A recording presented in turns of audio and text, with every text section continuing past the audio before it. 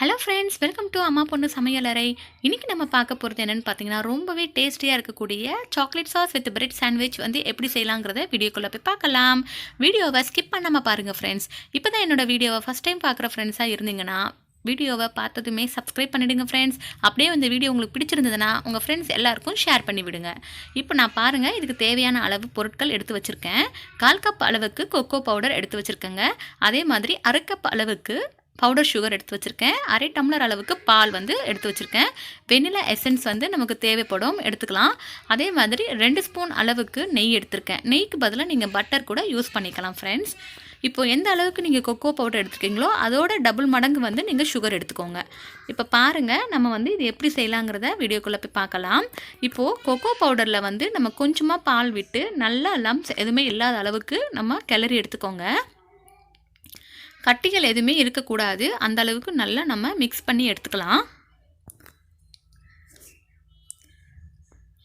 பாருங்கள், நான் வந்து நல்லா கலந்து எடுத்துக்கிட்டேன். இப்போ வந்து நான் இதை கடாயில் வந்து 2 ஸ்பூன் அளவுக்கு நெய்யை விட்டுட்டு நம்ம வந்து சாக்லேட் சிரப்பை இதில் ஊற்றி நல்லா வந்து கிளறி எடுத்துக்கோங்க.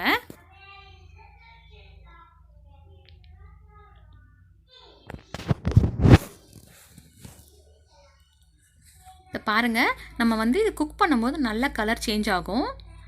ஸோ லோ ஃப்ளேம்லேயே வச்சு நீங்கள் வந்து இது கிளறி விடுங்க.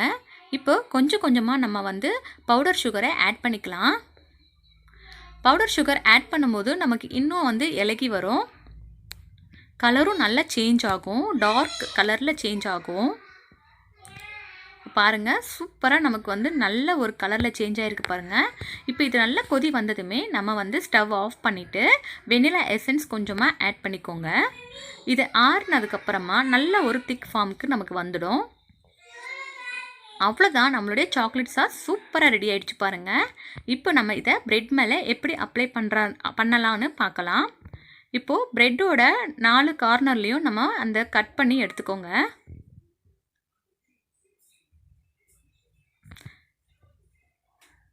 இப்போது நான் இதை கட் பண்ணி எடுத்துட்டேன்.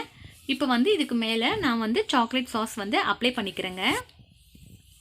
இது வந்து சூப்பராக இருக்குங்க, குழந்தைங்க நல்லாவே விரும்பி சாப்பிடுவாங்க, அவங்களுக்கு பிடிச்ச டேஸ்ட்டில் இருக்குங்க கண்டிப்பாக. இது நல்ல ஒரு ஃபில்லிங் ரெசிபியும் கூட. ஸோ இந்த மாதிரி நீங்கள் அப்ளை பண்ணிவிட்டு உங்களுக்கு பிடிச்ச ஷேப்பில் குழந்தைங்களுக்கு கட் பண்ணி கொடுக்கலாம். ஸோ அவ்வளோதான், நம்மளுடைய சூப்பரான chocolate sauce with bread sandwich வந்து சூப்பராக ரெடி ஆகிடுச்சுங்க. பார்த்தீங்களா எவ்வளோ சூப்பராக இருக்குது இதோட லுக்ஸே வந்து. இப்போ இருக்கிற பிரெட் எல்லாத்துலேயும் நான் இது மாதிரி அப்ளை பண்ணிவிட்டு உங்களுக்கு காட்டுறேன் பாருங்கள் ஃப்ரெண்ட்ஸ். அவ்வளோதான், இந்த பாருங்கள், நான் இந்த மாதிரி அப்ளை பண்ணியிருக்கேன்.